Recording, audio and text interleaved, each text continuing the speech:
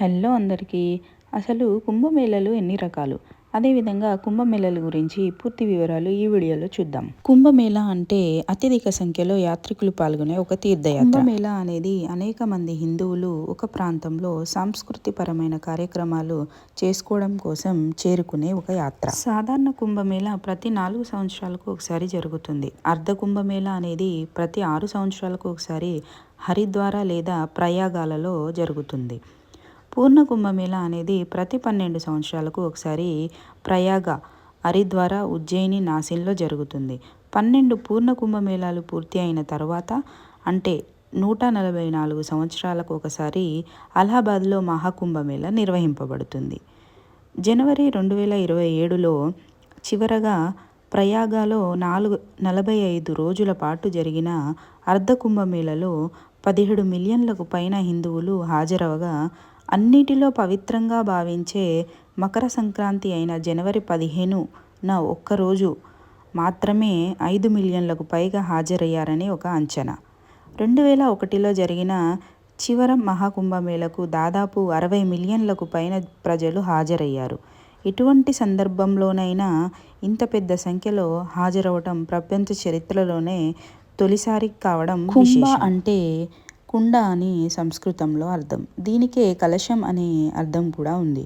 భారత ఖగోళ శాస్త్రం ప్రకారం కుంభం అనేది ఒక రాశిని కూడా సూచిస్తుంది.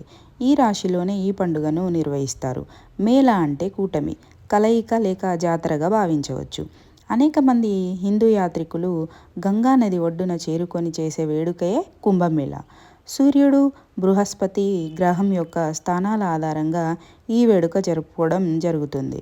సూర్యుడు బృహస్పతి సింహరాశిలో ఉన్నప్పుడు ఈ కుంభమేళాను నాసిక్లోని త్రయంబకేశ్వర్లోను, సూర్యుడు మేషరాశిలో ఉన్నప్పుడు హరిద్వారలోను, బృహస్పతి వృషభ రాశిలో, సూర్యుడు మకర రాశిలో ఉన్నప్పుడు కుంభమేళాను ప్రయాగాలలోను, బృహస్పతి సూర్యుడు వృశ్చిక రాశిలో ఉన్నప్పుడు ఉజ్జయిన్లో నిర్వహించడం జరుగుతుంది. ప్రతి స్థలంలోనూ కుంభమేళా నిర్వహించే తేదీలను సూర్యుడు, చంద్రుడు, బృహస్పతి యొక్క స్థానాల ఆధారంగా ఎప్పటికప్పుడు నిర్ణయించడం జరుగుతుంది. అసలు కుంభమేళాల్లో నిర్వహించే ఆచార వ్యవహారాలు ఎలా ఉంటాయి? ఎక్కడైతే ఈ మేళా నిర్వహించడం జరుగుతుందో అక్కడ నదీ జలాలతో పవిత్ర స్నానం ఆచరించడం అనేది ఈ పండుగ సందర్భంగా పాటించే అతి ముఖ్యమైన ఆచారం. ఇప్పటి వరకు అత్యధికంగా నాసిక్లో నిర్వహించిన కుంభమేళాకు 75 మిలియన్లకు పైగా ప్రజలు హాజరయ్యారు.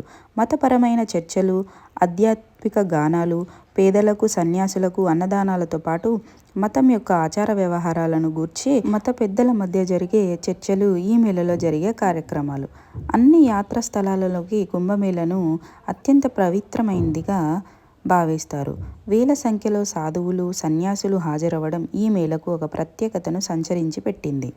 పురాతన సాంప్రదాయాలను ప్రతిబింబించేలా ఈ సాధువులు కాషాయ వస్త్రధారులై ఒళ్లంతా విభూతి పూసుకొని కనిపిస్తారు. నాగ సన్యాసులని పిలువబడే కొందరు సాధువులు శీతాకాలంతో సహా అన్ని కాలాల్లోనూ దిగంబరులై కనిపిస్తారు.